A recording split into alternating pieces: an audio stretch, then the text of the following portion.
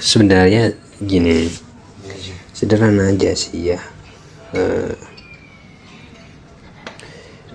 Hidup itu yang paling pertama ya, apalagi yang ini kan kita cerita tentang itu ya, yang sudah berkeluarga gitu.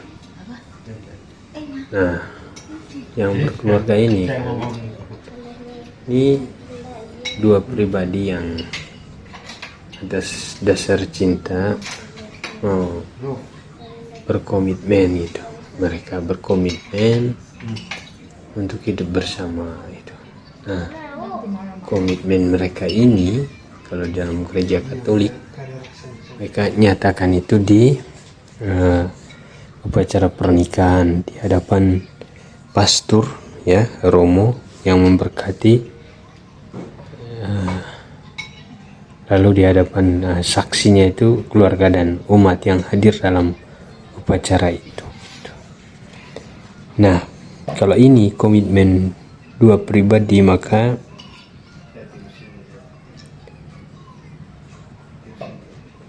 keluarga ini harus,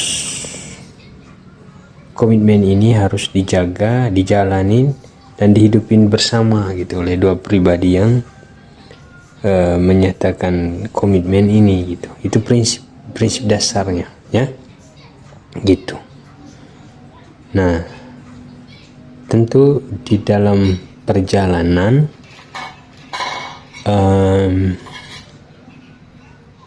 kedua pribadi ini ya tidak semuanya tidak jalan mulus gitu ya. Hampir tidak ada gitu sepasang keluarga yang jalan tanpa ada tantangan, rintangan gitu, kekurangan itu udah bagian integral gitu ya, yang tak dipisahkan gitu dari dalam hidup, dan perlu disadari itu ada gitu. Itu pertama. Nah, kalau ada kenapa itu wajib ada dan secara alami ya itu ada. Kenapa ya? Karena dua pribadi yang membuat komitmen ini adalah dua pribadi yang berbeda gitu ya. Dia tumbuh besar dari alam yang berbeda itu, dari kebiasaan budaya yang berbeda gitu. Itu seperti apa pribadi itu, tentu itu sangat tergantung di mana ia dibesarkan,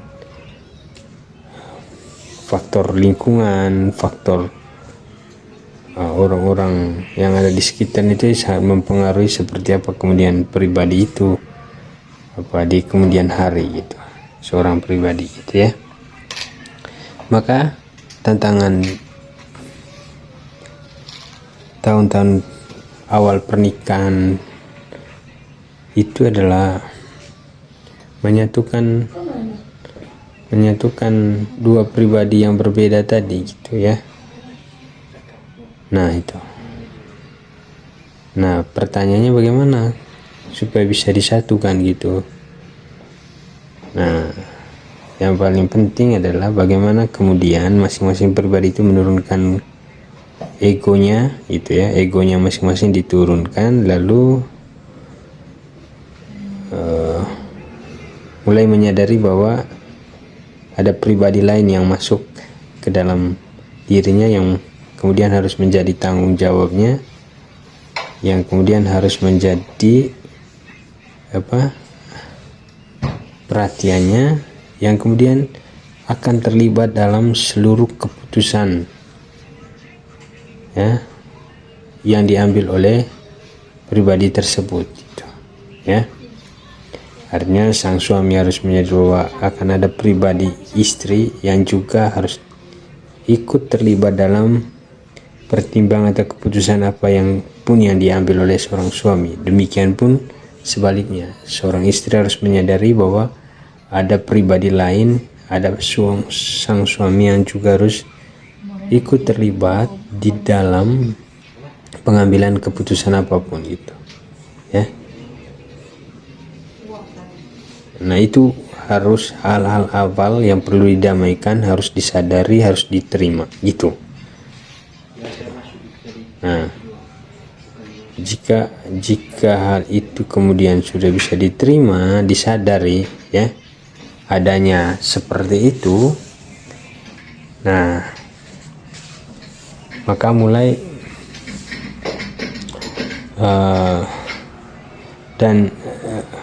mulai melangkah ke arah yang lebih, ke fase yang berikutnya gitu. Nah tapi sebelum ke fase berikutnya ya,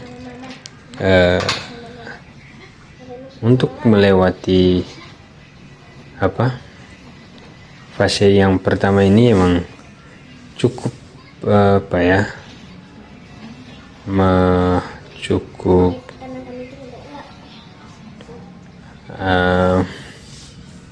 membutuhkan waktu ya, waktu gitu yang agak lama ya gitu.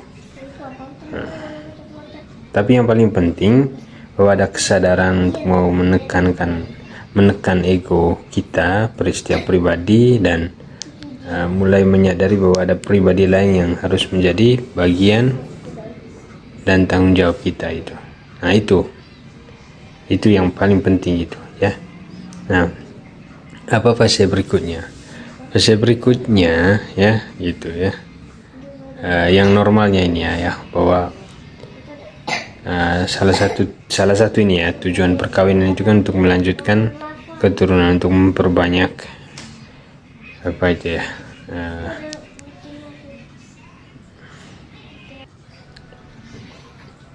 ya. Nah pasti, dalam konsep inilah akan muncul kehidupan baru gitu ya. Nah tadi disebut ada kehidupan baru, akan hadir buah hati anak gitu ya.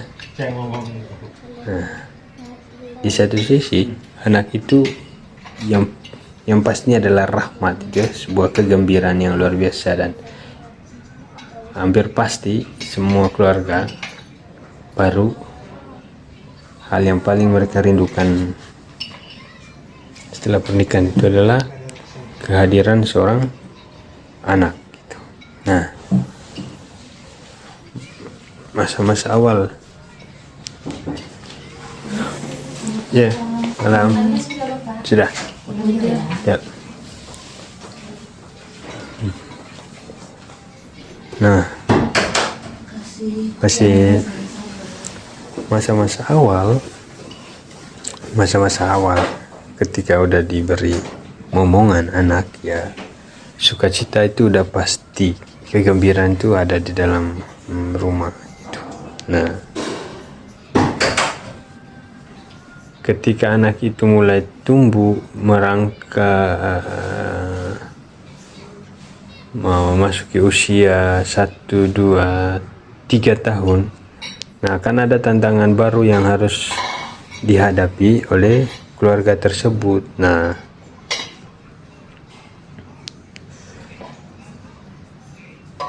maka disitulah kemudian akan terasa betapa pentingnya kita melewati fase awal tadi itu, menurunkan ego masing-masing supaya kita bisa itu mampu berdiskusi untuk bagaimana pola asuh, pola didik terhadap anak yang dianugerahkan kepada kita gitu. Nah, itu sangat penting gitu ya, itu harus ada gitu. Nah yang harus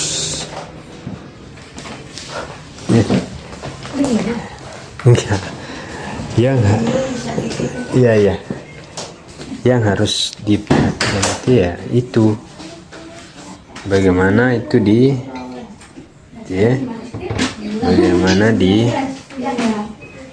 oke, nanti ya kita akan lanjutkan cerita ini ya. Ini juga nggak tahu, saya tiba-tiba bercerita ya tentang ini tentang keluarga.